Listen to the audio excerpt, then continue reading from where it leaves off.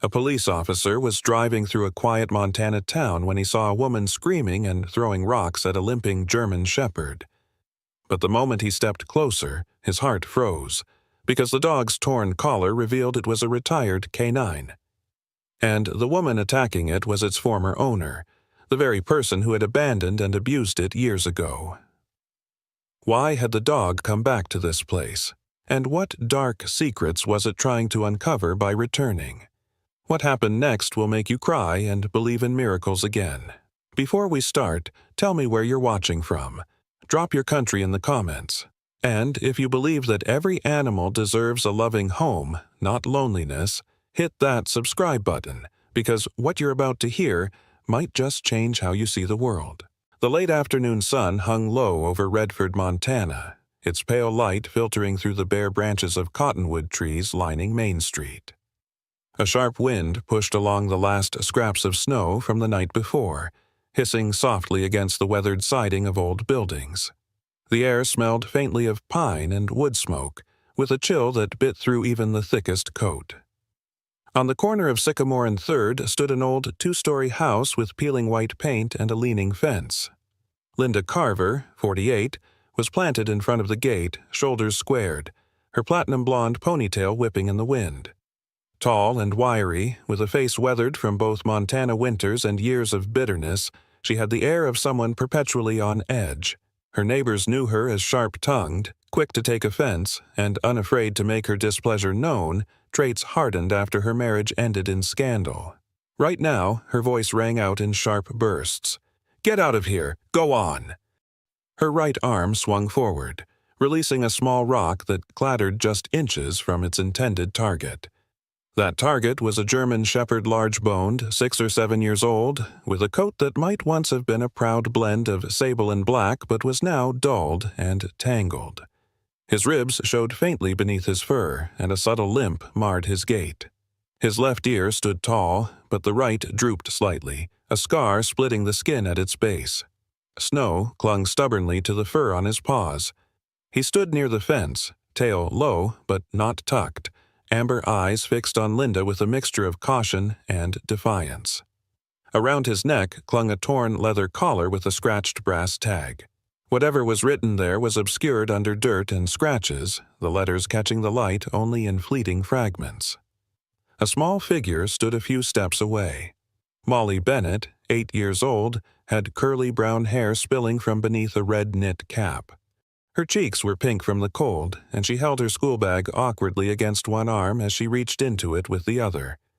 Molly lived above her family's bakery down the street, and she had a habit of slipping scraps to strays despite her mother's warnings. She pulled out half a sandwich wrapped in wax paper and crouched slightly. "Here, boy. It's okay," she whispered. The shepherd took one cautious step toward her, ears flicking forward. But before he could close the distance, Linda's voice cracked the air again. "Molly, no!" She marched forward, snatching the sandwich and tossing it into the slush. "Don't feed him. You'll just keep him hanging around here." Molly's eyes welled up, but she said nothing, her gaze dropping to her boots. That was when the dark green Ford Explorer rolled to a stop at the curb. The emblem of the Redford Police Department gleamed faintly on its side. Officer Jake Turner, 35, stepped out, his dark hair neatly trimmed, his build solid from years of training. His brown eyes scanned the scene with the calm focus of someone used to reading trouble before it happened. "Afternoon, Linda. Molly," he said, his voice even. "What's going on?" Linda turned toward him, jabbing a finger at the shepherd. "This stray's been sniffing around my property all week. It's dangerous. You need to get rid of it." Jake's gaze dropped to the dog. His eyes caught on the torn collar, on the way the animal's weight shifted to keep strain off his back right leg. He couldn't quite read the brass tag from here, only catching a flash of worn edges. The shepherd's eyes flicked toward him, locking in a steady, silent stare. There was intelligence there, a kind of guarded understanding Jake had seen before in trained working dogs. "I'll handle it," he said, stepping forward. He crouched slightly, lowering his voice. "Easy, buddy. You're all right." The dog hesitated, then took a tentative step toward him. Linda scoffed. "Be careful, officer. Dogs like that turn mean." Jake didn't answer her. He reached into his jacket, broke a granola bar in half, and held it out. The shepherd sniffed it, then took it gently from his hand. That small act told Jake more than words could. This dog had been around people, had learned trust once. As the dog chewed slowly, Jake glanced back at Linda. "I'll take care of him from here. Molly, head on home." Molly gave a small nod, lingering only long enough to meet the shepherd's gaze before she left. The dog watched her go before stepping closer to Jake, as though sensing he was the safest option left. Jake led him toward the SUV. The shepherd followed, moving with that subtle limp, snowflakes starting to cling to his fur again as the wind picked up. It wasn't until Jake opened the rear hatch and the dog stepped in that he noticed the brass tag glint once more, letters half hidden, waiting for someone to care enough to read them.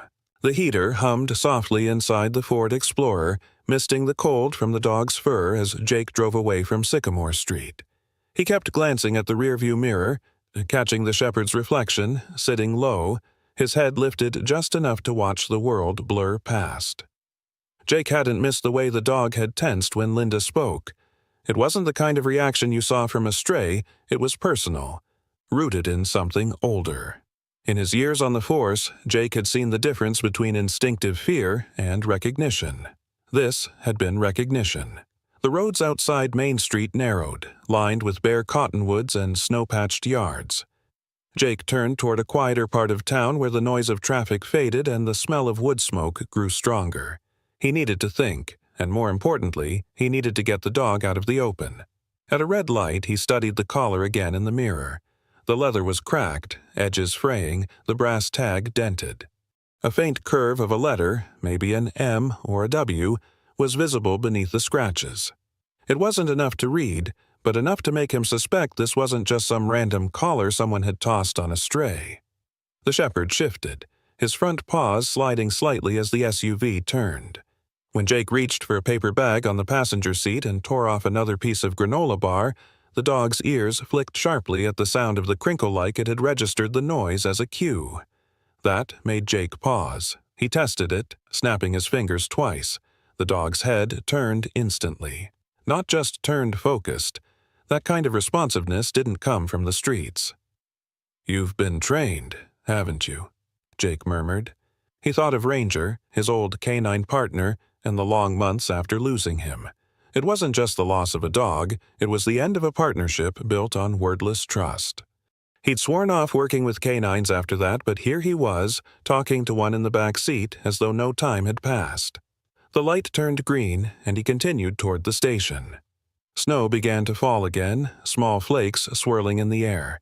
When they arrived, Jake parked in the rear lot, away from the main entrance. The fewer curious eyes, the better. He opened the hatch, and the shepherd hesitated only a second before stepping down. The limp was more pronounced now, and Jake made a mental note to have a vet check it soon. Inside the small auxiliary garage at the station, the warmth wrapped around them immediately. Tom Reynolds, a civilian staffer in his late 50s with a barrel chest and a weathered ball cap, looked up from sorting equipment. He was the kind of man who spoke little, but noticed everything. "That yours?" Tom asked, nodding toward the dog. "Not exactly," Jake replied. "Picked him up near Sycamore. Looks like he's been through a lot." Tom's gaze softened as the shepherd sniffed cautiously at a stack of boxes. "Seen a lot of dogs, but not many with eyes like that. He's been trained. Bet my paycheck on it." Jake gave a slight smile. "Yeah, I'm starting to think so too." As the shepherd explored, Jake crouched again, offering a hand. The dog came over, pressing his nose briefly against Jake's palm before sitting down at his side. It was a gesture Jake recognized, not dominance, not submission, but choice. "All right, buddy," he said quietly. "Let's figure out who you are." The next morning in Redford dawned under a pale, wintry light, the sky a sheet of cold silver that promised more snow before nightfall. The streets were quiet, save for the occasional hiss of tires on slush, and the scent of wood smoke hung low in the air. Jake Turner sat at his desk in the modest corner office of the Redford Police Department, the steady hum of the old radiator filling the silence. Across the desk, a half-empty coffee mug steamed faintly beside a manila folder marked Carver, Linda, 2016. Jake leaned back in his chair, scanning the printed reports inside. The records were blunt. In 2016, Linda Carver had been investigated for animal cruelty after a neighbor reported repeated sounds of distress from her backyard. The case had been dismissed before charges were filed, the official note citing lack of conclusive evidence. But as Jake read further, it became clear why Linda's husband at the time, Mark Carver, had been a sitting member of the Redford Town Council, with enough influence to keep trouble at bay.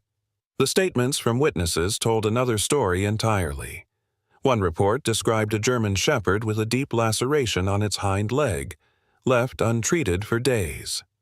Another noted that the same dog had vanished shortly afterward. It didn't take much to connect the dots.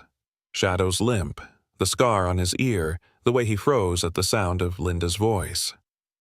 The office door creaked open and Officer Dana Hughes stepped in, balancing a clipboard under one arm. Dana, in her early 40s, had close-cropped auburn hair and a practical, no-nonsense air about her. She was tall, broad-shouldered, and carried herself like someone who'd seen too much to be impressed by small-town politics.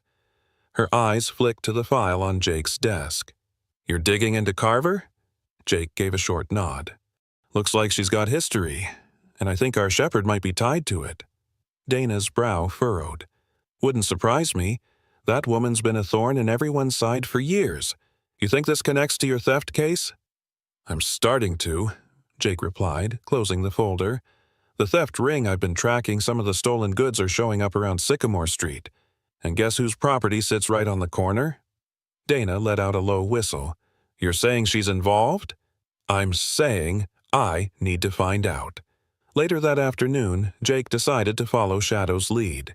The shepherd had spent the morning resting in the auxiliary garage, lying on an old blanket with his injured leg tucked in.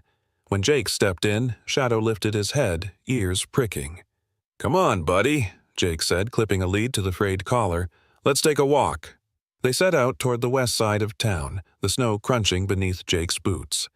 The air was cold enough to sting, but Shadow moved with surprising determination, nose low to the ground as he sniffed the air. His pace quickened as they approached the older part of Redford, where abandoned houses sat slouched and shuttered, their paint peeling in the frost. Shadow stopped suddenly at the edge of a sagging chain-link fence. Beyond it stood a weather-beaten house, its windows boarded and roof sagging under the weight of snow. Jake recognized it from the property records. It had been unoccupied for over a year.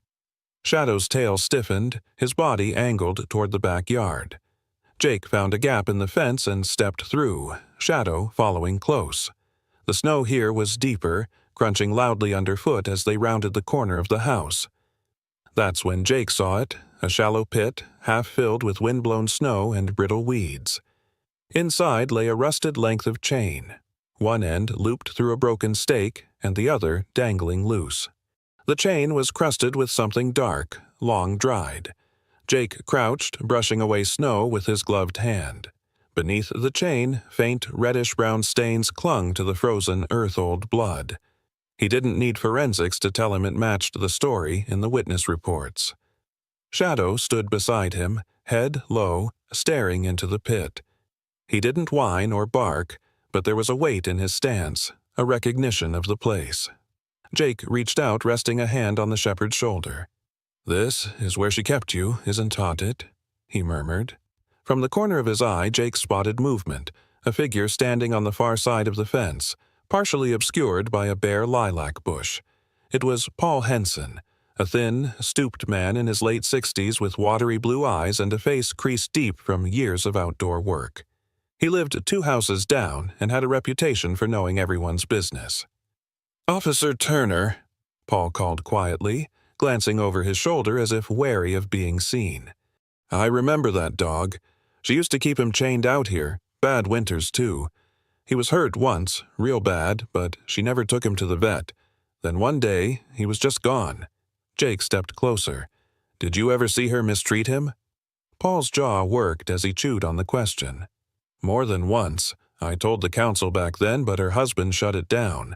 Folks stopped talking about it after that." Jake nodded slowly, piecing the history together.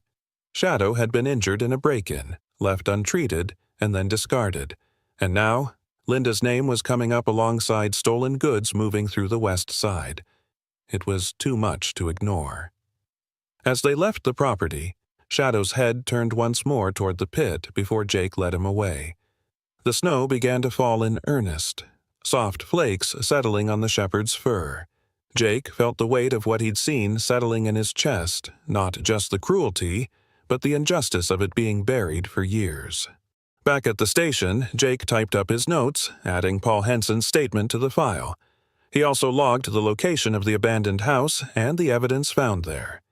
His theft investigation was taking on a darker shape now, one that tied directly back to Linda Carver. As Shadow lay curled on the blanket beside his desk, Jake glanced down at him. "You've been through hell," he said quietly, "but you're not alone anymore." The snow had stopped by mid-morning, leaving a thin, crystalline crust over Redford's streets that crunched under every step. Jake pulled his Ford Explorer into the parking lot of Pine Hollow Veterinary Clinic, a small but well-kept building at the edge of town. Its cedar siding and green trim gave it a welcoming look, and the faint smell of pine cleaner drifted from the glass doors every time they opened. In the back seat, Shadow sat quietly, his amber eyes watching the movement outside. Jake had spent enough years around dogs to know that quiet didn't always mean calm. Shadow's tail lay still, his ears flicking at the smallest sound. Jake leaned into the back, speaking in a steady voice. "All right, buddy, let's get you checked out." Inside, the clinic lobby was warm and filled with the soft background noise of a radio playing old country songs. The air carried a mix of antiseptic and the sweet scent of hay from the small animal boarding room. A stack of neatly folded blankets sat in one corner beside a water cooler, and framed photographs of recovered animals lined the walls. Behind the reception counter stood Dr. Karen Whitfield, a veterinarian in her late 50s with short, silver-streaked hair and clear blue eyes.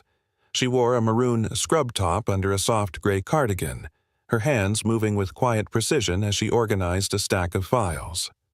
Karen was known in town for her calm, patient manner and an ability to put even the most nervous animals at ease, a skill honed during years working at a busy animal rescue before she moved to Redford. "Well, if it isn't Officer Turner," Karen greeted warmly, her gaze drifting down to Shadow. "And who's this?" "Found him near Sycamore. He's been through a lot," Jake replied. Karen's expression softened as she stepped around the counter. She crouched a few feet away from Shadow, letting him take in her scent before reaching out. "Hey, handsome," she murmured. Shadow sniffed her hand, then allowed her to gently scratch behind his ear. They moved into the examination room, its tile floor warmed by a heating mat under the table. Karen worked slowly, speaking in a calm tone as she checked Shadow's eyes, teeth, and coat. When she examined his hind leg, she paused, her brow furrowing. "These scars, they're old, but they match the pattern of untreated lacerations. And here," she pointed to a faint line along his rib cage, "that's from a cracked rib, probably years back. All healed, but without proper alignment." Jake's jaw tightened. Could that match the kind of injuries in a cruelty case? Karen nodded gravely. "It could. If I had to guess, he's been through repeated trauma over a span of years. The good news is he's not in immediate pain, just some stiffness from the old injuries. But," she glanced up, her voice firm, "he's resilient. That says a lot about him." While Karen finished her notes, the door to the exam room cracked open and two children peeked in. A boy and girl, no more than 6 and 8, with winter coats half-zipped. Their mother, Sarah Reed, followed close behind. Sarah was in her early 40s, with chestnut-brown hair pulled into a neat bun and a face lined with kindness. She worked part-time at the local library and was known for checking in on neighbors without being asked. "Sorry, Doc," Sarah said, ushering the kids back gently. They saw the dog through the window. She looked at Jake. "Officer Turner. I'm Mrs. Reed. We live near Linda Carver." Jake straightened slightly. "I've heard your name." Sarah hesitated before speaking, her voice low. "I've seen her hit that dog, more than once, and at night you could hear him crying. My kids used to wake up scared from it." Her expression tightened. "I told people, but no one wanted to get involved." Jake gave a slow nod. "Thank you for telling me. That means more than you know." While the adults spoke, Karen let the children approach. Shadow stood calmly, sniffing their mittens before sitting down, his posture relaxed. The boy giggled when Shadow's nose brushed his hand and the girl leaned in to hug the dog's neck. For an animal supposedly dangerous, he showed nothing but gentle patience. "Looks like he's making friends," Karen said with a smile. "I'll print out the medical notes for your file, Jake. In the meantime, he's healthy enough to stay with you if you're up for it." Jake glanced down at Shadow, who was watching the children leave, tail giving the faintest wag. "Yeah," Jake said quietly. "I think we'll be all right." Karen handed him a folder with the examination results. "Keep him warm, feed him well, and let him rest that leg. If you notice any swelling or change in gait, bring him back." On the drive back toward the station, Shadow lay in the back, his eyes half closed. The late afternoon light had softened, casting long shadows over the snow. Jake felt the quiet weight of responsibility settling over him, not just as an officer, but as the only person standing between Shadow and the world that had failed him before. By the time they reached the garage, Jake had made up his mind. Until he figured out what Linda Carver was hiding, Shadow wasn't going anywhere. The sky over Redford had turned the deep steel blue of a winter evening, the kind that seemed to press down on the town and swallow sound. Street lamps glowed pale yellow against the frost, and the snow on the rooftops reflected the cold light of the moon. Jake Turner sat in the front seat of his Ford Explorer parked 2 streets over from Sycamore, his breath faint in the chill inside the cab. On the passenger seat lay a small duffel bag inside, 2 compact surveillance cameras, extra batteries, and a set of wireless transmitters. Earlier that day, he had looped in Officer Matt Kincaid, his closest colleague and a man Jake trusted without question. Matt, in his late 30s with sandy blonde hair and a lean, wiry build, had the quick reflexes of someone who had grown up working ranches but the patient, calculated manner of an experienced investigator. The two had worked narcotics stings before, but this was different. It wasn't just about stolen goods. It was about Shadow, and the pieces of his past tied directly to Linda Carver. "You think she's sloppy enough to hide product on her own property?" Matt asked, pulling his gloves tighter. Jake's gaze was fixed on the street corner where Linda's house sat, its porch light casting a narrow wedge of yellow across the snow. "Sloppy? No. Arrogant? Absolutely." By the time the sun had set, they had planted 2 small cameras, one tucked into the hollow of a leaning fence post near the back of Linda's property, the other hidden inside an unused birdhouse mounted high on a neighbor's shed. Both offered a clear view of the small, weathered storage shed that sat at the back of Linda's lot. Jake had brought Shadow along for the stakeout, and the dog now lay curled in the back of the SUV, his head resting on his front paws. His ears twitched occasionally at passing noises, but otherwise he was still, his amber eyes half closed. The first 2 hours passed quietly. A light snow began to fall, dusting the windshield. Jake and Matt took turns sipping coffee from a thermos. Then, just after midnight, Shadow's head snapped up. His ears pricked, and a low, warning rumble rose in his throat. Jake glanced at him, instantly alert. "What is it, boy?" Shadow rose to his feet, paws pressing against the rear door, eyes fixed on the narrow gap between 2 houses across the street. Jake followed his gaze and caught the shape of a man slipping along the fence line toward the back of Linda's property. The figure moved with practiced stealth, dressed in dark clothing, his hood pulled low. Matt was already moving, checking the sidearm at his hip. "We've got movement." They exited the vehicle silently, sticking to the shadows. Shadow padded alongside Jake, his paws barely making a sound in the snow. As they approached the back of the property, they saw the man unlatch the shed door and disappear inside. From their angle, Jake caught the faint metallic glint of something stacked inside crates, unmarked but uniform. Jake gestured for Matt to circle wide to cover the other side.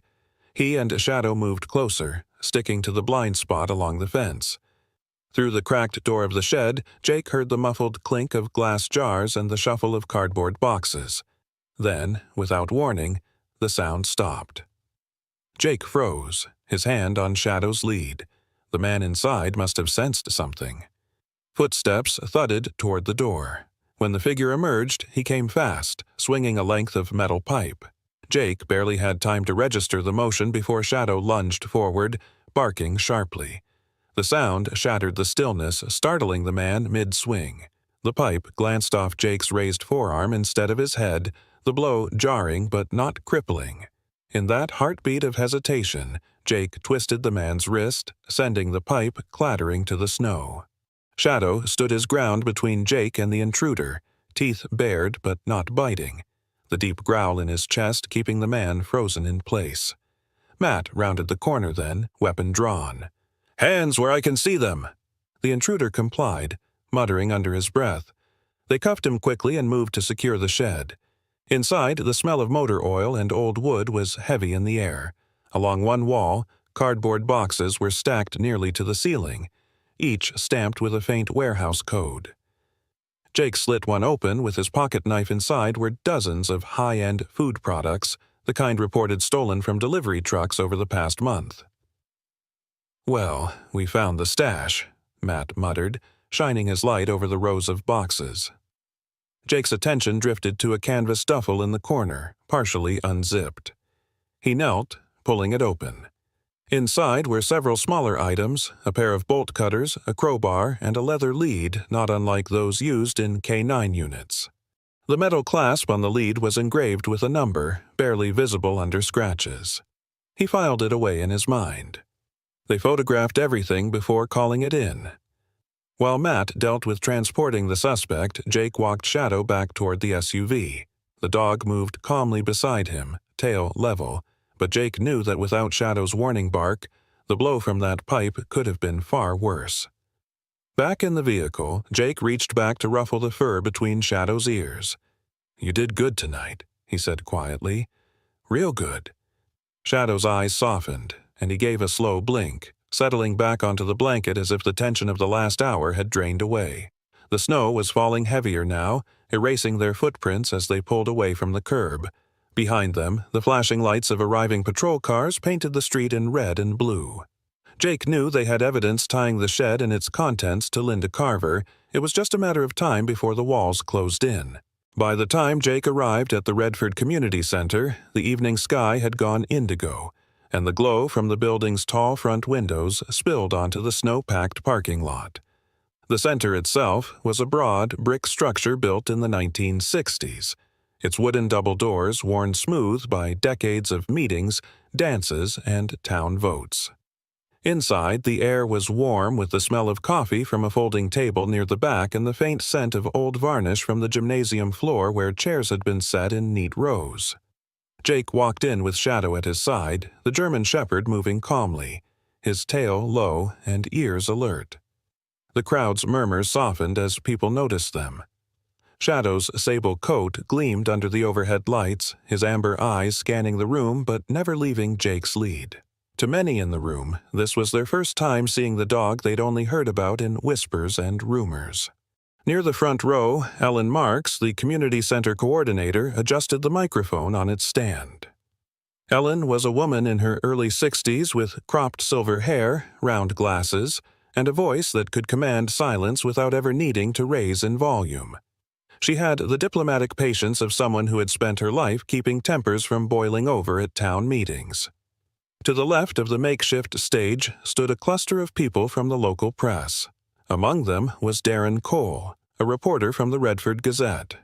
Darren was in his late 20s, lean, with dark hair that fell into his eyes and a camera slung over one shoulder. Known for chasing stories others ignored, he had an instinct for sensing when an event might blow up into something bigger. He was already adjusting his lens toward Shadow and Jake.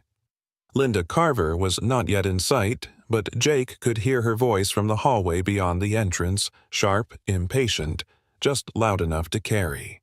A minute later, she entered, wearing a fitted navy coat with a fur-trimmed collar, her blonde hair perfectly styled. Her chin was lifted and her stride was quick, as if she intended to get this over with and go home. Several people turned away from her. Others exchanged glances. Jake waited until she had taken a seat near the front before stepping forward. Ellen gestured for him to approach the microphone. "Officer Turner, you asked for time to present evidence," she said, then stepped aside. Jake's voice was steady as he began. "What I'm about to show you is part of an ongoing investigation into property theft in Redford. It also concerns the welfare of animals in our community." He nodded toward a laptop connected to the projector. The screen behind him flickered to life, showing grainy but clear footage from one of the hidden cameras he and Matt had placed. The first clip showed the shed behind Linda's property. A man entered, handling boxes later confirmed as stolen goods. The second clip froze the room. Linda herself stepping into frame in daylight, holding a broom, swinging it toward Shadow as he stood just inside the fence line. The dog flinched, backing away before bolting from view. Gasps rippled through the audience. Linda's face tightened, but she didn't speak. "This is not rumor. This is not hearsay," Jake continued. "This is documented evidence, and I have multiple witness statements confirming that this dog now in my care was kept in inhumane conditions on Linda Carver's property, injured and abandoned." From the back, a voice called, "I saw it too," and several heads turned toward Mrs. Reed, seated beside her 2 children. Her cheeks flushed, but her eyes were clear. "We heard him cry at night, more than once." Darren Cole's camera clicked rapidly, capturing Shadow as he sat at Jake's side, still calm, a living counterpoint to Linda's claim of danger. The dog's presence was magnetic. His posture was steady, but his eyes carried the quiet gravity of someone who had endured more than the room could see. Jake paused, letting the silence stretch. "This isn't only about one dog. It's about how we treat the most vulnerable in our town and whether we allow people with influence to think they're above the law." Linda finally stood, her voice cutting through the air. "This is a smear campaign. That animal was aggressive. I was protecting myself." Jake didn't raise his voice, but his reply was sharp. "That animal sat in a room full of strangers tonight without a single sign of aggression. The only thing he's guilty of is surviving." Ellen Marks stepped forward before the exchange could escalate. "We've heard enough. The evidence speaks for itself." Darren kept filming as murmurs swelled into low conversation across the gym. Some people nodded in agreement. Others leaned toward each other, whispering. The tension in the room had shifted. Linda's control over the narrative was slipping. By the end of the meeting, the town council voted unanimously to forward the evidence to county authorities. Darren caught one last photo of Shadow beside Jake, the dog's gaze steady and calm under the overhead lights. The next morning, the Redford Gazette hit the stands with that photo on the front page. "Justice for Shadow. Evidence brings cruelty and theft to light." The snow was falling in slow, deliberate flakes the morning Linda Carver was led out of her house in handcuffs. Redford's narrow streets were lined with parked cars and quiet onlookers, their breath steaming in the cold air as they watched the scene unfold. 2 Sheriff's Department cruisers idled at the curb, lights flashing against the white backdrop. Linda, her hair still immaculate but her face pale, kept her chin lifted as if defiance could erase the cameras clicking in rapid bursts. Behind her, Deputy Carla Jensen, a tall, broad-shouldered woman in her early 40s with dark hair pulled into a no-nonsense braid, read out the list of charges. Carla's voice carried easily over the murmurs. Animal cruelty, possession of stolen property, conspiracy to commit theft, and obstruction of justice. The last words hung in the air like a final gavel strike. Jake stood a few yards away, Shadow sitting calmly at his side. The German Shepherd's gaze was fixed on Linda, not aggressive but steady, almost as if he understood the significance of the moment. Snow clung to the sable fur along his back, but he didn't shake it off. He stayed still until Linda was guided into the back of the cruiser. Across town, arrests were happening in tandem. Matt Kincaid, along with 2 other officers, was overseeing the takedown of the theft ring's storage unit on the east side. The suspects, 3 men in their late 20s to early 40s, were known faces from Jake's earlier investigations. The leader, Ronnie Blake, a stocky man with a shaved head and a tattoo curling up his neck, had built a reputation for moving stolen goods through rural towns. Today, his luck had run out. By noon, the evidence room at the Redford Police Department was overflowing stacked boxes of recovered merchandise, ledgers linking Linda's property to the theft ring, and digital files of recorded conversations implicating her directly. The county prosecutor, Angela Price, arrived shortly after to review the case.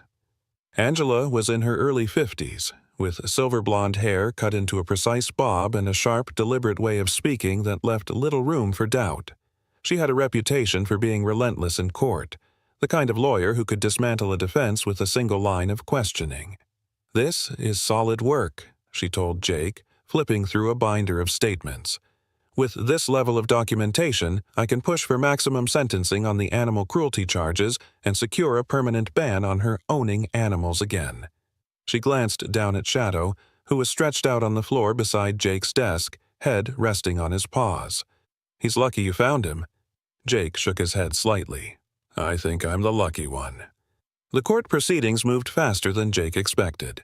Linda's prior influence in town had eroded completely after the community meeting and the media coverage. At the arraignment, her attorney tried to argue for bail, but Angela presented the volume of evidence tying her to the theft operation, along with multiple witness statements about Shadow's treatment. Bail was denied. On the day of sentencing, the courthouse was nearly full. Residents who had followed the story sat shoulder to shoulder, their winter coats draped over their laps. Darren Cole from the Redford Gazette was there again, his camera ready. When the judge read the sentence, 3 years for the theft charges, an additional year for obstruction, and the permanent prohibition on owning or caring for animals, there was no applause, but the collective exhale in the room was almost audible. Shadow wasn't in the courtroom, but Jake felt his presence all the same. In the weeks since the arrests, the dog had settled into Jake's home with an ease that surprised him. The limp was still there, but softer now, and Shadow had claimed a spot by the front window where he would watch the street for hours. That evening, after the sentencing, Jake stood in his small living room, a folder of adoption papers in hand. The ink was still fresh where he'd signed his name, officially transferring Shadow into his care. The dog sat a few feet away, tilting his head at the sound of Jake's voice. "Well, partner," Jake said, crouching to scratch behind Shadow's ear. "Looks like you're stuck with me now." Shadow's tail thumped twice against the rug, and for the first time Jake caught a glimpse of something more than calm watchfulness in those amber eyes, something that looked a lot like peace. The winter in Redford softened gradually, the biting winds giving way to crisp mornings scented with thawing earth and the first hints of pine sap. At the edge of town, Jake Turner's small, cedar-sided home sat near the tree line where the forest began. From his front porch, you could hear the steady rustle of branches in the breeze and the distant call of crows. Shadow had claimed the porch as one of his favorite places. In the mornings, he would stretch out along the planks, nose lifted to catch every scent drifting from the woods. His sable coat had regained its healthy sheen, and the old limp in his back leg was less pronounced now, thanks to weeks of care and exercise. At 6 or 7 years old, he carried himself with the quiet assurance of an animal who knew he was home for good. Jake's days were split between patrol shifts, community events, and making time for Shadow's new routines. They often visited the town's main park, a broad green space with a winding walking path and a small playground. It was here, one Saturday morning, that Jake unveiled a wooden sign he had crafted himself. The letters were burned deep into the grain. Pet-friendly zone. Thanks to Shadow. A small crowd had gathered for the occasion, families with children, a few retirees who walked their dogs daily, and even Sarah Reed with her 2 kids. Sarah, as always, was neatly dressed in a wool coat and scarf, her hair pinned up. She spoke warmly to everyone, pausing to let her children crouch and greet Shadow, who wagged his tail in slow, steady sweeps. Nearby, Mayor Bill Harper, a short, balding man in his late 50s with an easy smile, clapped Jake on the back. "Never thought we'd see the day this park had a dog-friendly area," he said. "Guess it took a certain 4-legged officer to make it happen." The weeks after Linda Carver's sentencing had been good for the town. The tension that once lingered in the air had lifted. replaced by something more open. People began to approach Shadow without hesitation. Children in the neighborhood would call out his name when Jake walked him down Main Street, and the shepherd would respond with a gentle wag or, if he was feeling playful, a slow trot toward them. One afternoon, the Redford Gazette ran a follow-up piece on the case, focusing not on the crimes, but on what had changed since. Darren Cole's photograph from the community center Jake standing with Shadow at his side was printed again, but this time next to a new image. Jake and Shadow standing in front of the police station, each wearing a medal from the town's annual Community Protectors ceremony. Inside the station, that photo was framed and hung in the main hallway. Officers passing by would often give a nod to it, some jokingly telling Shadow he looked official. The shepherd seemed to take it in stride, as if aware that the building was as much his territory as it was Jake's. Shadow's role in the community went beyond being a symbol. Jake began bringing him to local school visits, where children learned about safety, kindness toward animals, and the responsibilities of pet ownership. Shadow would sit patiently as small hands patted his fur, his calm demeanor doing more to teach empathy than any lecture could.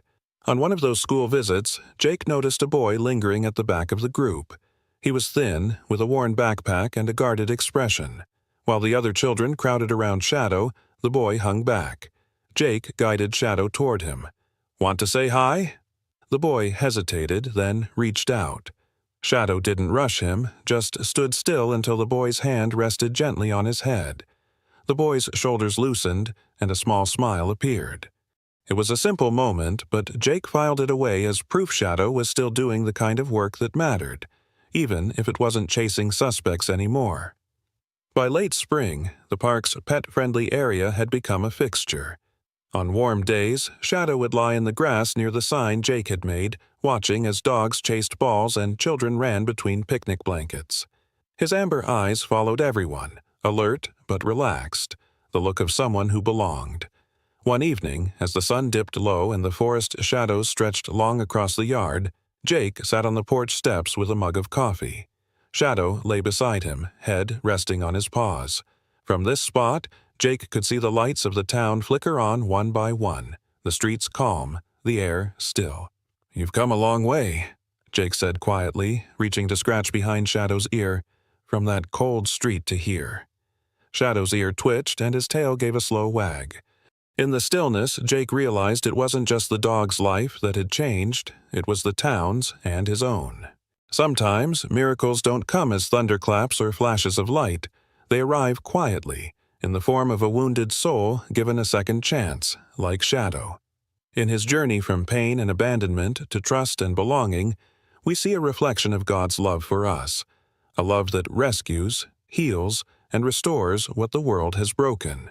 In everyday life, we all meet shadows, people or creatures who carry unseen scars, and we have the choice to turn away or to be the hands and feet of that same divine love. If this story touched your heart, share it so others may believe that kindness still changes lives. Leave a comment to tell your story. Subscribe to join this community of hope, and may God bless every one of you who chooses compassion. If you believe in second chances, type Amen in comment.